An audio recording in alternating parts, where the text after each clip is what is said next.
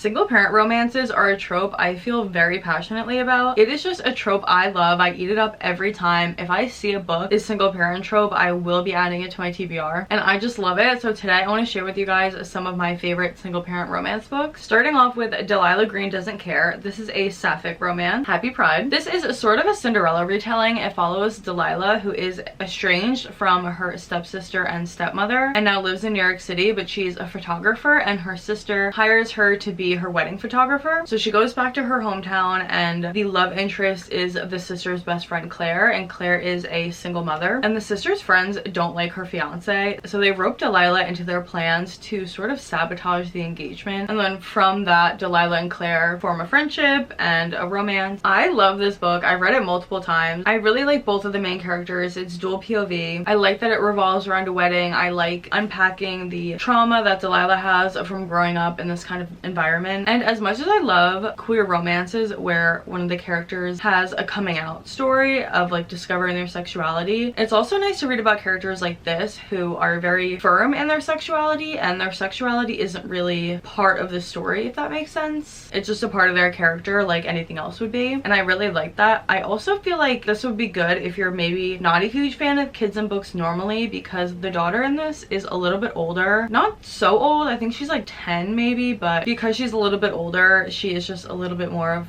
a person than someone who's like very young. There's also a side plot of Claire's baby daddy, who has sort of been like not the best father figure and has come back into their life and is trying to make amends, and I also really enjoyed that. And I just love this book. Such good single parent trope and one of my favorite sapphic romances. Next we have a duo of interconnected standalones, The Soulmate Equation and The True Love Experiment. The main character in this, Jess, is a single mom, and she's a regular at this coffee shop, and there's this attractive man that her and her best friend always see come in, and they just never talk to him until this one day, and they find out that he is the founder of this dating app called DNA Duo, where it takes your DNA and it uses that to find your match. And so sort of as a joke, she just does the test and finds out that she actually has 99% compatibility with the founder of the company, and the company sees this as a really good marketing tool, and so they end up having a fake relationship to help market the app. And just in general, I really like Christina Lauren's writing. I really liked the fake dating, and I thought they had really good chemistry. And then the sequel to this, The True Love Experiment, is another single parent romance. This one follows the best friend of Jess from the first book, and she's a romance author, but she has really bad writer's block, and so she's trying to get out of her comfort zone and try and break her writer's block. And she ends up agreeing to do a reality dating show, and the love interest is the producer of the show, who's a single dad. I've read a few reality TV romances before, and it's a trope I enjoy, but something interesting about this one, it's different than your typical reality show romance because it's basically like a 9 to 5, like they film during the day, and then instead of being sequestered, they just go and live their lives as normal. So even though the plot is pretty unusual, it also does feel like a regular romance, and it's not really fake dating. I mean, I guess it kind of is, but they basically end up going on practice dates, which is a trope I always think is really fun. And her relationship with his daughter is really cute in this. They take her to basically like a K-pop concert or like a One Direction concert, something like that, and she and the daughter have that in common, and I just thought that was the cutest thing ever, and I just really enjoyed this duo of books. Next is a sports romance, Caught Up by Liz Tom Ford. The female main character in this is a really famous pastry chef, but something happens, I forget exactly what, but she's going through a career crisis and decides to take the summer off, and her father is a manager for an MLB team, and the main character is a baseball player on his team, and he's a single dad, and he's struggling to find a nanny. He keeps firing every nanny that he tries to hire, which is obviously an issue when you are on a baseball team and trying to play all these games. So the coach puts his daughter up for the job since she's now free for the summer anyway, and she ends up staying with them and traveling with them and going to their games. I really liked this. It was my favorite out of the Windy City series. It has a lot of tropes I love. I love a sports romance. I love books where they get to travel and go different places. I love forced proximity. I love a good nanny trope. The main character in this is just so sweet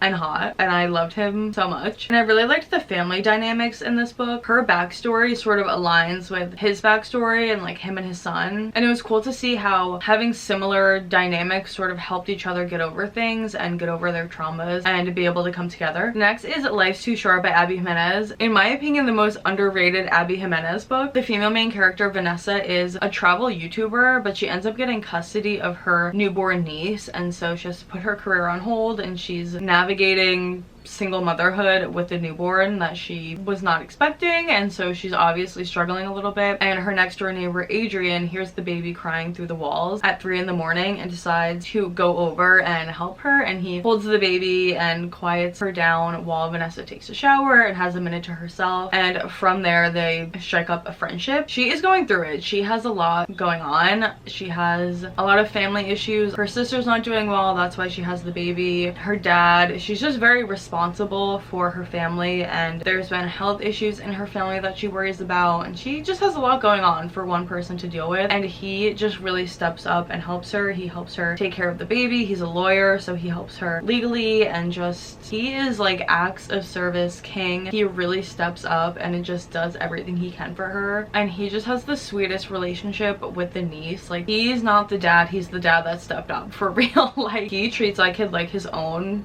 pretty much from the beginning. Abby Jimenez is just the queen of writing fun romances that also make you bawl and rip your heart out and make you cry and rethink your entire life, which I personally love in a romance. Next up is a classic. I feel like this is the single parent romance lately. Like, even if you aren't obsessed with the trope like I am, I think so many people have read this and loved this, and that's Heartless by Elsie Silver. This is part of the Chestnut Spring series, which is a series of cowboy romances. They all take place on a ranch, and it follows a group of brothers. The male main character in this, Cade, Cade Eaton, the man that you are. If you know, you know. Love him. He is a very grumpy rancher, single dad. Also has been trying to hire a nanny and just cannot find the right one, and he keeps firing all of them. So his sister-in-law, who is the main character of the first book in the series, recommends her best friend Willa for the job. So Willa comes and becomes their live-in nanny for the summer. I love this book. It's so good. I like both main characters separately and together, and I really like Willa's relationship to the son. I feel like it's written in a way that they really do have such a strong connection, and you feel like even if the romance never happened or something with the romance, she would still love him and think of him like as her own, even though the romance is really good. Even though on the outside he's very grumpy, on the inside he is a softie. Classic. He takes care of her when she's sick and he's protective of her. They have really good chemistry. I'm not one that like cares a lot about smut. I can just take it or leave it usually, but the scenes in this are really good, and I think the balance of romance to single parent, that dynamic is perfect. And then kind of as a bonus, I also just want to throw in quickly Reckless by Elsie Silver, which is another book in the Chestnut Spring series. This one is technically accidental pregnancy. They meet and have a one-night stand and she gets pregnant, but just like because of the circumstances of it, it feels like a single parent romance. So even though it technically isn't, I just wanted to throw it in there because I feel like if you like single parent books, you probably would also like Reckless. Next we have Wait For It by Mariana Zapata. The main character in this, Diana, has custody of her 2 nephews, and she moves to a new house in a new neighborhood, and her neighbor is the love interest. And it's not enemies to lovers, it's just like they get off on the wrong foot to lovers. Like, he doesn't really like her at first, and he sort of has this like tough biker exterior, like buzz cut, leather jacket, tattoo vibe, but also kind of a secret softie. He's also the boys' baseball coach, and eventually she like wins him over and they become friends. And another acts of service king, he really steps up and helps her with them. He's like mowing her lawn and when she didn't ask, and keeping an eye on the boys and just being so sweet to them. Mariana Zapata is the queen of a slow burn. If you want a man that doesn't even smile at the love interest until like 60%, pick up a Mariana Zapata book because her slow burns are slow burns. But I feel like that makes it almost better because when you do get to the scenes where he starts flirting with her and like you can really see like their relationship start forming, it's so satisfying. And I really liked this, although I didn't like it as much as my favorite Mariana Zapata book, which is All Roads Lead Here, which is also a single parent trope. I love this book. It's become a comfort read for me. I've reread it multiple times. I just reread it recently. It's so good. The main character is recently divorced and she really has no idea what to do with her life, so she decides to move back to her hometown in Colorado, where she hasn't been since she was a kid because her mom went missing on a hike and they never found her, and so she had to move away. It's been years. She's like in her 30s now, but she decides to go there and start over, and the love interest is her landlord. She's renting a garage apartment and he's a grumpy single dad to a teenager, and he doesn't want her there in the first place. So again,